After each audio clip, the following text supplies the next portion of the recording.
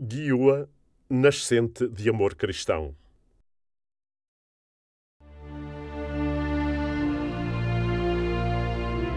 Guiúa situa-se na região de Inhambane, no centro de Moçambique.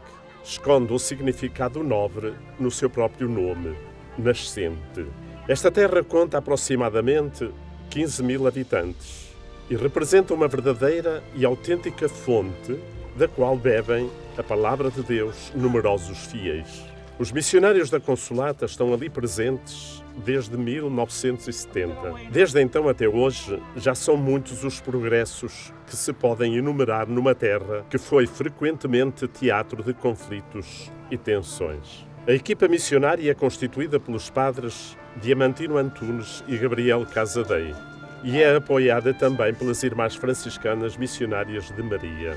O empenho cotidiano de todos anima uma comunidade receptiva e dinâmica. A Igreja em Moçambique quer tornar-se cada vez mais uma igreja ministerial, uma igreja viva, onde todos têm uma função ativa na mesma.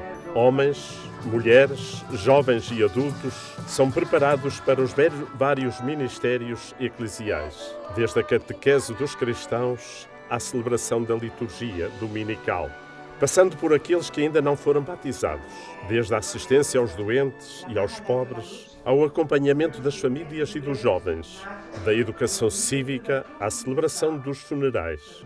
Aos missionários está reservada a tarefa de formar as pessoas, promover o seu empenho para se tornarem depois apóstolos do amor e da palavra de Deus. O Centro Catequético de Guiúa, inaugurado em 1972, ocupa-se da preparação de todos aqueles que manifestam o desejo sincero de assumir a tarefa dos serviços eclesiais nas próprias comunidades. Os futuros catequistas, provenientes das várias comunidades católicas da Diocese e também de outras dioceses, transferem-se para o centro com as respectivas famílias. Cerca de 15 casais com os seus filhos por cada ano de formação. Aqui encontram a sua nova casa, na simplicidade e com o necessário e indispensável para viver durante este tempo. As crianças têm a possibilidade de frequentar a escola, que fica ali ao lado, desde o infantário até ao segundo ciclo. Os catequistas, homens, ocupam-se no estudo da teologia pastoral, agricultura, trabalho artesanal, formação cívica, informática, gestão de conflitos, enquanto as mulheres se dedicam aos cursos de liturgia, catequese, postura, culinária, puericultura e formação cívica. A vida no centro não é feita só de estudo, mas é sobretudo experiência de vida comunitária entre famílias, onde na partilha, na escuta da palavra do Senhor e na Eucaristia, aprendem a ser autênticas famílias cristãs, pontos de referência seguros nas comunidades de origem a que onde regressar após a formação. A cada catequista será entregue a responsabilidade de pelo menos 4 ou 5 comunidades, quase sempre muito distantes entre si, as quais, nos fins de semana, juntamente com os respectivos animadores dessas comunidades, o catequista orientará a vida litúrgica, a catequese, a formação. A sua presença é uma ajuda para os missionários, sempre que visitam as comunidades, para celebrar os sacramentos e dar impulso à vida cristã. Foram estes homens que, durante a guerra e a perseguição contra a Igreja, mantiveram viva a chama da fé no coração dos cristãos, quando a maioria dos missionários foram afastados das missões. Ainda hoje são eles quem melhor sabe encarnar o Evangelho na sua cultura, doando à Igreja novas expressões e nova vitalidade.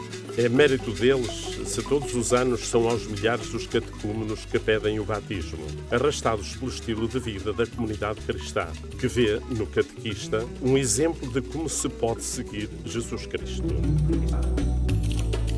Além do curso anual para catequistas, o Centro do Guiúa oferece cursos de formação para os diversos ministérios da comunidade cristã e cursos de inserção para os novos missionários. Dizer Guiúa significa referir-se também à paróquia de Santa Isabel, que exercita o seu ministério através de numerosos serviços, entre os quais a escola primária completa. primeiro e segundo ciclos, o infantário e o serviço do centro de saúde, dispensário e maternidade. A criança é considerada desde a mais tenra idade um elemento importante da comunidade. Na escolinha infantário, o objetivo é familiarizá-la com a língua portuguesa, graças a uma instrução lúdica e de sociabilização. O plano formativo continua depois nas escolas primárias e secundárias, onde se exige um elevado grau de preparação para enfrentar os exames de aproveitamento.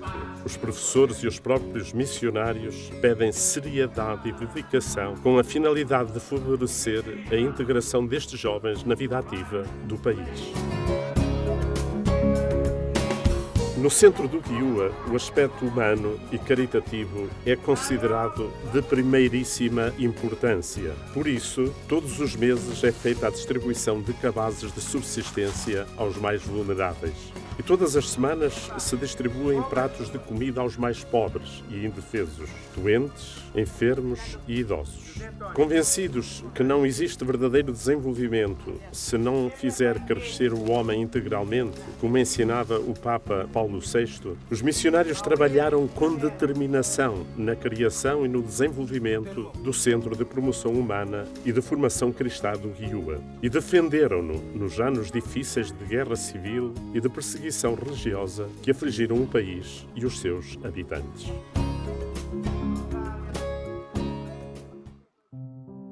Dois trágicos episódios marcaram a história do Guiúa. Em 1987, quando os militantes da Renamo mataram o catequista Pérez Manuel, e muitos outros foram raptados e deportados. E, em 1992, conhecido como o Ano dos Mártires de Guiúa, quando um assalto causou a morte a 23 pessoas, entre catequistas e familiares. Um crime atroz, uma ferida que ainda continua a sangrar na memória da gente. Todos os anos volta a ajoelhar-se nas campas daqueles homens e mulheres cuja única culpa era querer anunciar a boa nova do amor e do perdão de Deus a todos os homens de boa vontade.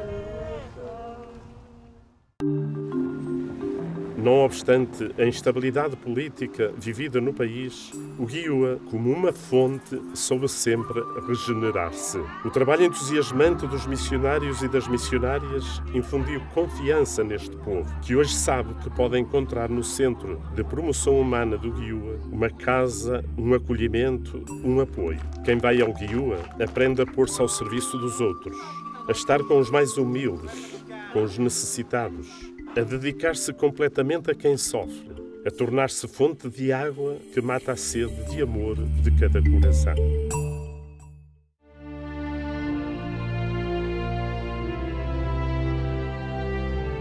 O beato José Alamano dizia aos seus missionários: sede conchas e não canais para os dons espirituais, canais e não conchas para os bens materiais.